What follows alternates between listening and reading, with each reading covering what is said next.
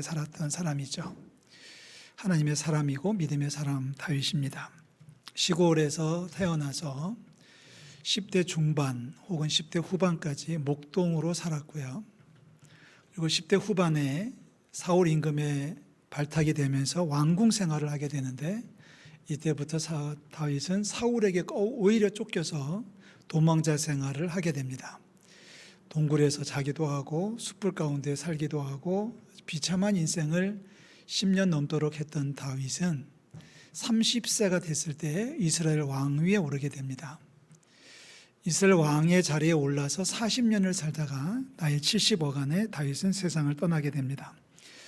인생 절반 이상을 임금으로 살았지만 다윗은 어렸을 적에 그 목자들의 모습을 잊을 수가 없었습니다. 목자들이 양들을 위해서 생명을 바치는 모습, 목자들이 양들을 위해서 정성을 다해 키우는 모습을 다윗은 늘 기억하고 있다가 어느 날 다윗은 하나님 앞에 노래를 부르죠. 그것이 바로 목자의 노래라고 부르는 시편 23편입니다. 목자가 양들을 사랑하는 것처럼 하나님이 우리를 얼마나 사랑하시는지에 대한 신앙 고백이 시편 23편입니다. 여호와는 나의 목자시니 내가 부족함이 없어요로 시작하는 아름다운 찬송입니다. 주님께서 나를 푸른 풀밭에 눕게 하시고 쉴만한 물가로 인도해 주십니다. 주님께서 내 영혼을 소생시키시고 자기 이름을 위하여 의로운 길로 인도해 주십니다. 죽음의 음산한 골짜기를 다녀도 저는 겁을 내지 않아요. 왜냐하면 우리 주님께서 지켜주시는 것을 믿기 때문입니다. 이렇게 노래를 해요. 자, 이 시편 23편에서 우리가 가장 오늘 주목하는 부분은 5절입니다. 우리 5절 말씀은 한번 다 같이 읽어봅니다. 5절, 주께서 내 원수의 목전에서 내게 상을 차려주시고 기름을 내 머리에 부으셨으니 내 잔이 넘치나이다. 자, 주님께서 나를 양처럼, 목자가 되신 주님께서 나를 양처럼 보호해 주셨으니 내가 얼마나 하나님의 사랑에 감사하고 있는지요는 고백이죠. 이 5절에서 정점을 찍으면서 특별히 5절의 맨 마지막입니다. 내 잔이 넘치나이다. 한번 따라해 보시겠어요? 내 잔이 넘치나이다. 여러분 잔을 키우십시오. 내 잔이 넘치나이다. 할렐루야. 이 내 잔이 넘치나이다라는 고백을 하면서 다윗은 최고의 정점을 찍는 거예요. 하나님이 나를 얼마나 사랑하시는지, 하나님 내 잔이 넘칩니다 라고 고백을 하고 있어요. 자, 이 내 잔이 넘친다라고 하는 이 표현을 우리는 현대인의 성경에서 이렇게 번역을 합니다. 나를 귀한 손님으로 맞아 주셨으니 내 잔이 넘치는군요 라고 고백을 해요. 여기에 표준세 번역, 그 현대인의 성경에서 말하고 있는 나를 귀한 손님으로 맞아 주셨사오니 라고 하는데 우리가 초점을 맞추어서 오늘 5절 말씀을 다시 한번 살펴보려고 하는 겁니다. 첫 번째 우리가 살펴보는 대목은 내 잔이 넘친다라는 대목입니다. 내 잔이 넘칩니다. 여러분의 잔이 지금 넘치고 계시나요? 내 잔이 넘친다라고 하는 것은 이제 설명을 또 말씀을 드리겠습니다만은 내가 원하는 것, 내가 필요한 것, 내가 세상을 살아가는데 꼭 필요한 것들이 충분해요. 냉장고가 넘쳐요. 쌀독이 넘쳐요. 은행창고가 넘쳐라는 뜻은 아닙니다. 그런 뜻은 아니고요. 조금 다른 의미로 지금 우리는 이 말씀을 이해를 할 필요가 있습니다. 자, 고대 근동, 그러니까 다윗이 살던 시절에 잔이 넘친다라고 하는 말에 특별한 의미가 있었습니다. 이 말은, 잔이 넘친다라고 하는 말은 손님과 주인의 관계성을 이야기하는 겁니다. 손님이 있고 주인이 있어요. 그러니까 지금 어떤 주인이 있죠. 어떤 집 주인이 손님을 집으로 초대를 했어요. 초대를 해서 그 손님이 집으로 왔을 때에 주인이 어떻게 행동하느냐에 따라서 상황이 많이 달라집니다. 아마 문전박대를 할 수도 물론 있겠죠. 아니면 최고의 환영 인사를 할 수도 있고 환대를 할 수도 있습니다. 신방을 가면서 우리 성도들 가정에 갈 때마다 그런 느낌들이 많이 와요. 어떤 가정을 신방했더니 초인종을 눌렀더니, 아파트 초인종을 비로소 눌렀더니 그제서야 안에서 누구세요? 그러면서 부인이 뛰어나왔습니다. 목사님 오셨네? 그러더니 문을 열어주고, 그리고 안방에다가 소리칩니다. 여보, 목사님 오셨어요? 그랬더니 안방에 있는 남편이 좀만 기다리시라고 그래? 그러더니 후다닥 일어나가지고 옷 입는 소리가 막 들려요. 그제서 옷을 입는 거죠. 여러분, 이거는 환영이 아닙니다. 이거는 환대가 아니죠. 그죠? 환대가 아니죠. 어떤 가정을 신방을 했더니 부인께서는 집에서 음식을 장만하고 계시고 예배 처소를 준비하고 계시는데 남편이 주차장까지 내려왔어요. 주차장 그 추운 겨울날 외투를 입으시고 주차장에서 이렇게 쳐다보다가 저희 차가 들어가니까 그저 손을 흔들면서 막 나오셔요. 이거는 환대예요. 이거는 환영해 주시는 거죠. 가끔 그런 얘기를 제가 그 농담처럼 드리는데, 그 목사가 올 때에 나오는 곳까지가 그 집 땅이에요. 아멘. 뭐 무슨 말인지 이해되셨어요? 목사가 신방 갈 때 마중 나오는데 아니면 배웅 나오는 데까지가 그 집 땅이에요. 만약에 제가 신림동 시장을 신방을 갔는데 그분이 교회까지 저를 데려다 줬으면 이 신림동 사동이 다 그분 땅이 될 줄로 믿습니다. 아멘 안 하셔도 저는 책임 못 지겠어요. 네. 자, 환대라는 게 바로 그런 거예요. 알잖아요. 내가 지금 이분에게 환영을 받고 있는지 아니면 박대를 받고 있는지. 자, 손님이 왔습니다. 손님이 오니까 우선 오늘 5절의 마지막 부분을 먼저 살펴본다면 손님 앞에 잔을 갖다 놔요. 잔을 갖다 놓고 거기에 물 또는 포도주를 따라서 손님에게 드립니다. 그런데 손님에게 따라 드리는 포도주의 양이 그 컵의 절반만 따라 드릴 수도 있고 90%, 100%를 따라 드릴 수도 있습니다. 지금 다윗은 뭐라고 말하냐면 주님 제 잔이 넘쳐요 라고 하는 말이 바로 그런 뜻입니다. 주님 앞에 불려갔는데 주님 앞에 나왔는데 주님께서 잔을 놓으시고 잔에다가 포도주를 따라주시는 거예요. 그런데 조금만 따라주는 게 아니라 많이 따라주는 거죠. 아주 넘치도록 따라주시는 거죠. 지금 다윗이 뭐라고 그래요? 내 잔이 넘칩니다. 실제로 이스라엘 사람들은 손님이 왔을 때 잔을 채워줍니다. 아예 그 식탁에 포도주가 흘러 넘칠 때까지 채워주는 게 최고의 환영 인사였었어요. 그러니까 내 잔이 넘친다라고 하는 것은 내가 주인에게 그분에게 하나님 앞에 나아갔을 때 하나님이 나를 환영해 주신다는 뜻이에요. 그래서 그 포도주 잔을 내가 손을 잡고 들어가지고 절반을 마셨습니다. 그러면 주인은 다시 어떻게 해야 되나요? 그 빈자를 채워줘야 됩니다. 만약에 주인이 절반만 따라준다든지 아니면은 포도주가 절반이 비었는데도 채워주지 않는다면, 요즘 젊은이들 쓰는 표현으로 리필해주지 않는다면 이런 뜻이에요. 야, 그만 먹고 이제 가라 이런 뜻이에요. 시간이 늦었으니까 이제 가보시죠 라고 박대를 하는 거란 얘기예요. 그런데 지금 다윗은 뭐라고 말하냐면 하나님 내 잔이 넘치고 있어요 라고 얘기하는 겁니다. 하나님 아버지의 극진한 환대입니다. 이 내 잔이 넘친다라고 하는 말을 읽다 보면은 누가복음 15장에 등장하는 탕자 이야기가 생각이 나실 거예요.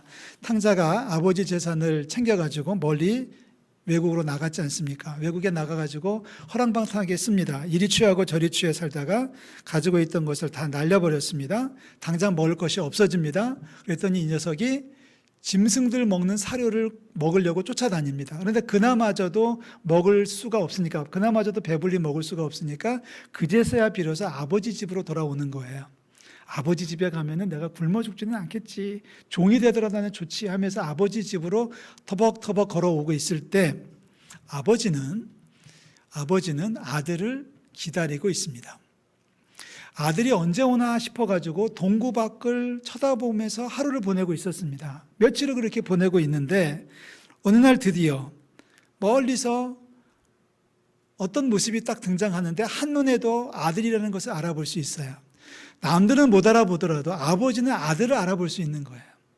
그러니까 아들이라는 사실을 발견한 아버지가 마주 달려갑니다. 마주 달려가서 아들의 목을 끌어안고 입을 맞추고 아들을 붙잡고서 덩실덩실 춤을 추면서 집으로 돌아오죠. 그리고 하인들에게 명령합니다. 제일 좋은 옷을 입혀라.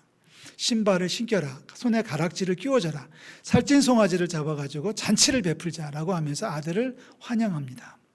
아직 냄새가 나고 있고 완전히 거지가 된 아들이지만, 완전히 폐인이 된 아들이지만, 완전히 망나니가 된 아들이지만 아버지에게 그 아들은 아들일 수밖에 없어요. 그러니까 마주 달려가서 목을 끌어안고 입을 맞추고 잔치를 베풀고 옷을 입히고 하면서 아들을 격렬하게 환영한다고 하나요? 아주 격정적으로 환영하는 거죠.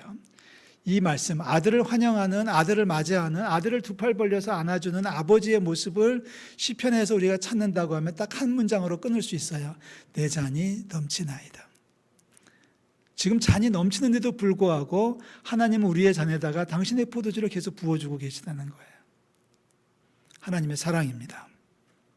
하나님께서 우리를 사랑해 주시는 줄로 믿습니다. 우리의 잔이 넘치도록.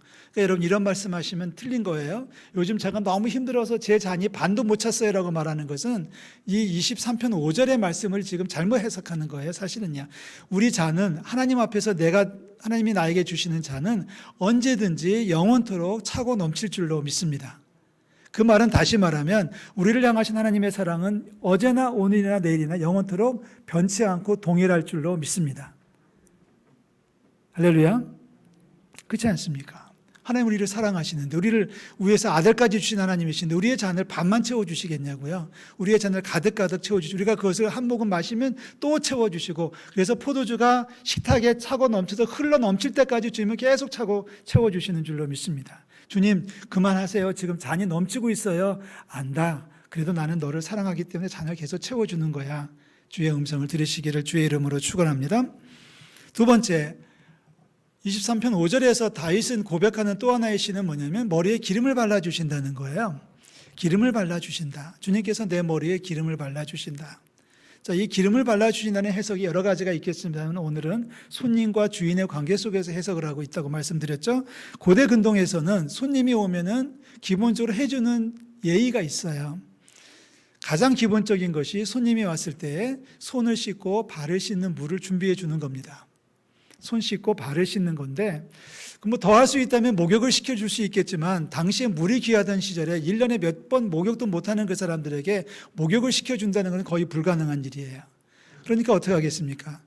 손 씻고 발 씻었으면 그 다음에 그 여행을 하면서 오랜 길을 걸어오면서 냄새나고 땀이 배가지고 아주 칙칙한 그 사람의 몸에 씻어주기는 그러니까 그 머리에 향수를 뿌려주는 거예요.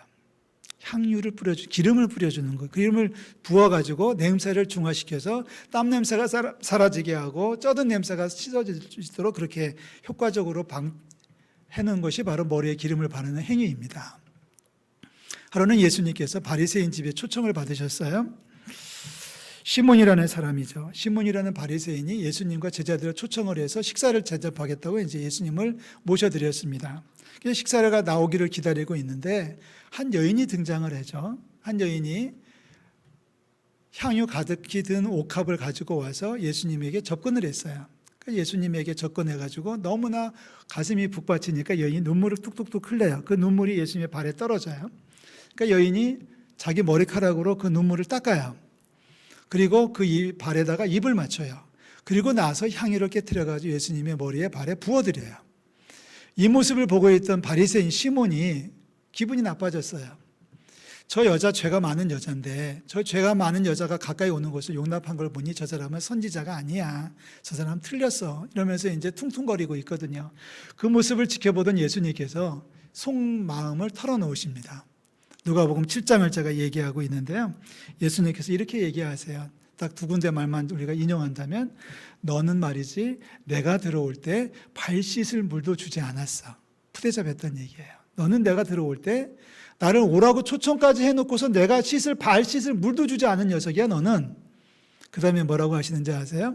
예수님께서 야, 저 여인은 향유를 부어서 내 머리를 내 발을 씻어 주었는데 시몬아, 베드로가 아니에요. 바리새인 시몬이에요. 시몬아 너는 내 머리에 감람유도 붓지 않았지 라고 질책을 하셔요. 머리에 기름을 붓는 것은 최고의 대접입니다. 지금 하나님께서 다윗의 머리에 기름을 부어주신다는 거예요. 그러니까 다윗을 최고로 VIP로 대접하고 있다고 하는 사실을 지금 다윗은 느끼고 있고 그것을 노래를 하고 있는 거예요. 자, 그 다윗의 고백이 오늘 우리들의 고백이 되기를 주의 이름으로 축복합니다. 다윗을 그렇게 환영해 주시고 환대해 주셨다면 오늘 저와 여러분들도 그렇게 환영해 주시고 사랑해 주시고 환대해 주실 줄로 믿습니다. 자신감을 가지십시오. 세상은 변하고 세상은 반쪽이 나더라도 우리를 향한 하나님의 사랑은 결코 변하지 않을 줄로 믿습니다. 너 나가, 오지 마. 필요 없어 라고 우리를 배척하시는 분이 아니고요. 어서 와. 수고했지 그동안. 이리 와. 자, 잔을 들어봐 하고 포도주를 채워주시면서 우리의 머리에 기름을 부어주신다고 약속하고 계십니다. 탕자지만, 죄인이지만 하나님의 사랑은 영원토록 변함이 없는 줄로 믿습니다. 자, 마지막 한 군데가 남았습니다. 5절 우리가 읽었는데요. 주께서 내 원수의 목전에서 내게 상을 차려주셔요 라고 고백하고 있습니다. 주께서 내 원수들이 보는 앞에서 내게 상을 차려주십니다 라고 고백하는 이 말씀을 전쟁터로 이해를 하시면 좋을 것 같아요. 자, 어떤 장수가 임금의 명령을 받고 전쟁을 하러 나갔습니다. 싸움터에 나갔는데 며칠 몇 달을 걸려가지고 전쟁을 하다가 드디어 전쟁에서 승리를 했어요. 승리를 해가지고 적장을 사로잡았습니다.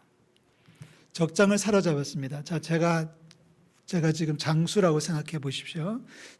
임금님이 저를 파송해서 전쟁터에 내보냈는데 제가 막 싸워가지고 결국은 승리를 해서 적장을 제가 체포해서 사로잡아가지고 질질질 끌고 왔어요. 그래가지고 임금님 앞에 이제 보고를 하는 거예요. 임금님, 당신이 명령을 내려서 내가 그 명령 따라서 전쟁터에 나갔다가 승리했습니다. 보십시오. 제가 적장을 사로잡아 왔습니다. 적장을 무릎을 꿇려요. 그림이 그려지시나요? 적장을 무릎을 꿇렸더니 임금이 좋아가지고, 임금이 너무 기뻐가지고 저한테 이렇게 얘기합니다. 장군, 수고 많았다고, 고생 많았다고, 아유, 그동안 고생 너무 많았다고, 수고 정말 많았다고. 자, 이리 올라오게나. 이리 올라와서 마침 내가 밥 먹고 있는 중이니까 내 식탁에 와서 나랑 같이 먹자. 시장하지 않아? 오늘 내가 고생했는데 어서 나와 같이 식사 좀 하자. 그러면서 자기 부하 수종되는 사람들에게 명령하는 거죠. 야, 여기 장군이 왔으니 먹을 것 좀 많이 좀 꺼내와라. 맛있는 것 좀 가지고 와라 하면서 산의 진미를 가지고 나오는 거예요. 그래서 저는 임금님 앞에서, 임금님과 함께 적장이 보는 앞에서, 그가 꿇어 앉아 있는 바로 그 앞에서 임금이 차려주신 상을 제가 지금 먹는 거예요. 임금님께서 제 머리에 기름을 부어주시고요, 임금님께서 제 잔에 포도주를 채워주셔서 잔이 넘치고 있어요. 여러분, 그날을 소망하면서 하루하루를 살아가시기를 주의 이름으로 축복합니다. 원수를 잡아갖고 와서 그 앞에 꿀려놓고 나는 지금 임금이 베풀어 주신 상을 먹고 있네요.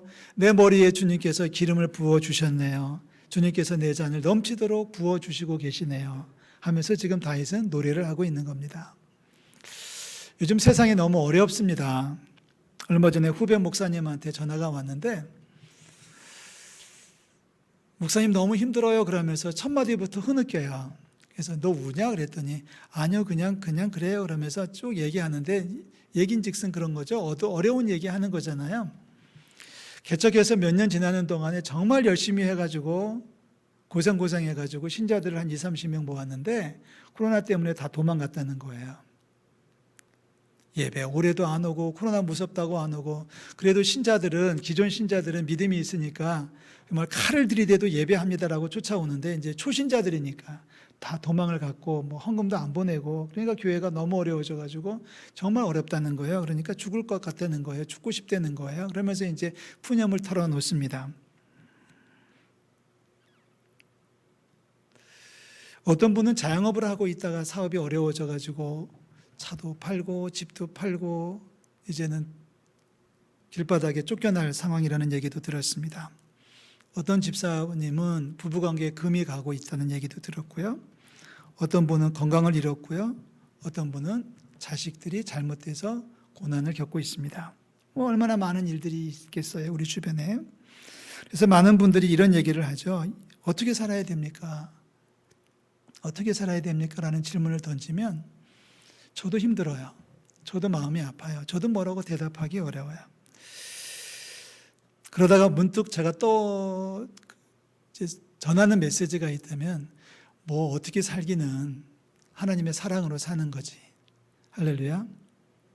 하나님의 사랑으로 사는 거지. 그 말이 유일하게 답할 수 있는 말입니다. 그리고 정답입니다. 여러분, 어떻게 사냐고 물어보시면 전 똑같이 얘기할 거예요. 하나님의 사랑 먹고 살아가시기를 주의 이름으로 축원합니다.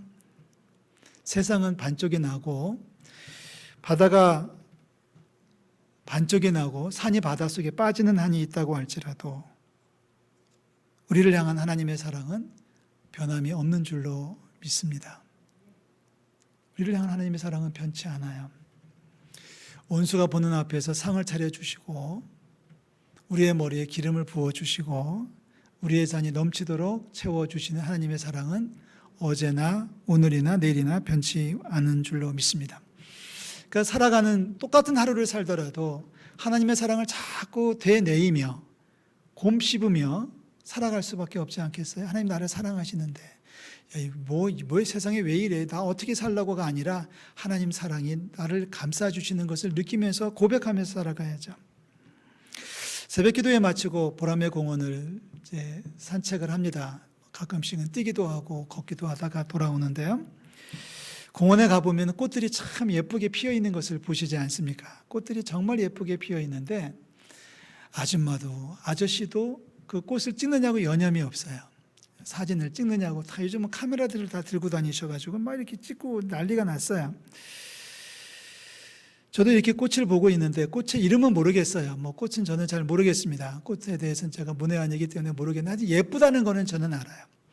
어느 날 그 산책을 하다가 꽃밭에 서서 그 꽃을 이렇게 쳐다보면서 예쁘다 그러는데 제 마음속에 뭉클하게 떠오르는 생각이 있어요. 하나님의 음성 같은 음성이 제 마음속을 톡 치는 게 들렸어요. 야, 예쁘냐? 이게 다 너 보라고 내가 피워놓은 거야. 주님의 음성이에요.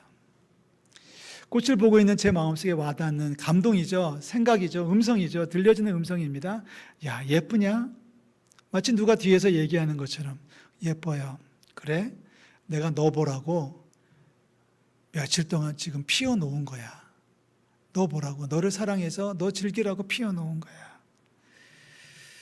어느 날 무지개가 뜬 적이 있었습니다. 얼마 전에 뉴스에도 나왔던 거로 제가 봤는데 무지개가 떠서 많은 분들이 사진도 찍고 난리가 났더라고요. 저한테도 무지개 뜬 날 카메라 카톡으로 몇 장이 왔는지 몰라요. 목사님 무지개 떴어요. 보셨어요? 하면서 사진을 보내주는데 저도 보고 있었어요. 저도 저희 집에서 이렇게 보고 있는데 무지개 같은 애 쌍무지개 떴잖아요. 쌍무지개 이렇게 떴는데 정말 그거 보기 힘든 거라며요. 쌍무지개는. 무지개도 최근에 본 적이 거의 없는데 무지개를 이렇게 보고 있는데 제 마음속에 뭉클하는 생각이 또 들어요. 예쁘냐? 멋있냐? 내가 너 보라고 오늘은 특별히 쌍무지개를 만들어 놨다. 너를 위해서 내가 띄워놓은 거야. 마음껏 즐기려거나. 그 생각을 하고 나니까 마음에 기쁨이 넘치는 거죠. 하나님이 나를 보라고 무지개까지 피워놓으시는구나. 물론 반대도 있습니다. 날이 너무 더우니까 막 힘들고 어쩔 줄은 모르겠는데 그러나 이 폭염 속에서도 주님께서 하시는 말씀을 귀 기울여 들으십시오. 덥냐? 죽겠냐? 조금만 참어. 내가 선선한 바람 불게 해줄게. 할렐루야. 하나님 우리를 사랑하시는 줄로 믿습니다. 목자는요, 양들의 이름을 부른다라고 얘기를 하셔요. 제가 볼 때는 그 양이 그 양 같아요. 그 양이 그 양 같은데 그 양을 키우는 목자는 그 양들의 이름을 다 부르고 있어요. 이유는 딱 하나입니다. 이유는 딱 하나, 그 목자는 양을 사랑하기 때문이에요. 당신 양이니까 그 목자는 양들의 이름을 다 알고 있고 부르고 있어요. 요한복음 10장에서 예수님께서 하시는 말씀이죠. 그가 자기 양의 이름을 각각 불러 인도하여 내느니라. 예수님께서 하신 말씀이에요. 목자가 양들을 이름을 불러서 야 이리 와가 아니라 철수야 뭐야 불러가면서 양들을 불러내지 않느냐? 내가 바로 선한 목자다. 하나님이 바로 선한 목자라서 너희들의 이름을 불러서 너희들을 세세하게 살피고 지켜주신단다라고 말씀합니다. 거기가 다가 아니더라고요. 이사야서 49장에 보면은 이런 말씀도 있어요. 하나님이 우리를 당신의 손바닥에 새기셨다는 거예요. 이 말은 충격 아닙니까? 하나님께서 우리를, 여러분들 한 분 한 분들을 당신의 손바닥에 새겨주셨어요. 여러분 쓰신 게 아니에요. 쓴 거는 지워질 수 있습니다. 그런데 새겼어요. 완전히 철근으로 새겨가지고 상처를 내가지고 지워지지 않도록, 없어지지 않도록 우리를, 저와 여러분들을 당신의 손바닥에 새길 정도로 우리를 사랑하시는 줄로 믿습니다. 이게 하나님의 사랑이에요. 원수가 보는 앞에서 상을 차려주시고 머리에 기름을 부으시고 그리고 잔을 넘치도록 채워주신 하나님은 사랑이신 줄로 믿습니다. 할렐루야. 자, 네덜란드 여자분 가운데 코리 텐붐이라는 여자분이 있어요. 코리 텐붐은 이렇게 생기셨어요. 저분이 돌아가시기 전에 찍은 사진 같은데, 저분이 제2차 세계대전 때 유대인들을 숨겨 주었다는 이유 때문에 나치 독일군에게 붙잡혀가요. 그래서 몇 년 동안 옥살이를 해요. 포로 수용소에서 몇 년을 사는 고 나옵니다. 돌아오는 수요일 날 좀 더 자세한 얘기를 하려고 하는데요. 이 코리 텐붐은 주는 나의 피난처라고 하는 책에서 당신의 그 고생했던 이야기들을 하나님을 찬양하면서 고백하는 내용이 있죠. 정말 멋진 책이 아닙니까? 그런데 그 책에 이런 내용이 있어요. 포로 수용소에 처음 들어가는 날, 언니와 함께 들어갔는데, 포로 수용소에 들어갔는데, 딱 수용소에 들어가 보니까, 막사를 열고 딱 들어가 보니까 벼룩이 너무 많다는 거예요. 벼룩 알아요? 벼룩이 너무 많았대요. 벌레가 너무 많고 지저분하고 끔찍했다는 거예요. 그래서 처음에 들어가면서 했는데 두 자매가, 코리와 언니와 둘이 손을 붙잡고서 아니야, 우리 하나님 앞에 감사하자라고 했다는 겁니다. 하나님께서 어떤 환경에서도 우리에게 감사하라고 하셨잖아. 즐거운 좋은 환경에서만 감사하는 게 아니라 이런 환경에서도 벼룩도 하나님께서 우리에게 주신 하나님의 선물일 수 있어. 그러니까 우리 그냥 감사하고 들어가자 하고서 들어갔다는 거예요. 그 두 자매는 이런 감사를 드리죠. 언니와 동생이 함께 있을 수 있어서 감사하고, 그 몸수술을 당하는 과정 속에서도 성경을 빼앗기지 않은 것에 감사하고, 그리고 들어가 보니까 거기에 많은 사람들이 있어서 그들과 함께 얘기도 할 수 있어서 너무 감사했다. 이렇게 고백을 해요. 그런데 그들의 감사는 다음에 정말 감사로 나오는데 이런 감사를 해요. 그 막사 안이, 수용소 안이 너무 벼룩이 너무 많아서 너무 벌레들이 많아가지고 너무 환경이 안 좋으니까 독일군 간수들이 문 앞에까지만 왔다가 들어오지 않았다는 거예요. 그래서 코리는 마음 놓고 열심으로 재소자들에게, 거기 있는 사람들에게 복음을 전할 수 있었다라고 간증하고 있어요. 깨끗했으면 간수가 들어와서 꼼짝도 못했을 텐데 너무 열악하고 안 좋으니까 간수가 들어오지 않아가지고 그 속에서 친구들하고 마음껏 얘기도 하고 상담도 하고 그리고 그들에게 복음도 전할 수 있었습니다라고 간증하고 있어요. 이 코리가 오늘은 어떤 교회에 가서 강연을 하다가 이런 메시지를 남깁니다. 코리 텐붐이 하는 말이에요. 기차를 타고 가다 보면 터널도 지나지요. 터널을 지나가면 깜깜해지지요. 깜깜해진다고 해서 그렇다고 기차에서 뛰어내리는 사람이 있던가요? 조금만 있으면 밝은 데로 나가기 때문에 기다리는 게 최선입니다. 조금만 가면 터널을 빠져나갈 것을 알기 때문에 어두워졌다고 해서 기차에서 뛰어내리지는 않잖아요. 여러분 이 말의 뜻을 이해를 하십니까? 기차를 타고 가다 보면 터널을 지날 때가 있지요. 그런데 터널을 지난다고 해서 사방이 어두워졌다고 해서 기차에서 뛰어내리지는 않는답니다. 왜냐하면 조금만 가면 터널을 빠져나가 밝은 곳이 나올 것을 알기 때문입니다. 요즘 힘들고 어려워도 조금만 기다리면 밝은 날이 올 줄로 믿습니다. 소망을 가지시고요. 하나님이 나를 얼마나 사랑하시는지 내 자녀 넘치는 축복을 경험하면서 하나님의 은혜 가운데 세상을 이기는 우리 모든 성도들 되시기를 주의 이름으로 축원합니다. 기도하겠습니다. 하나님 아버지 은혜와 사랑을 감사드립니다. 오늘도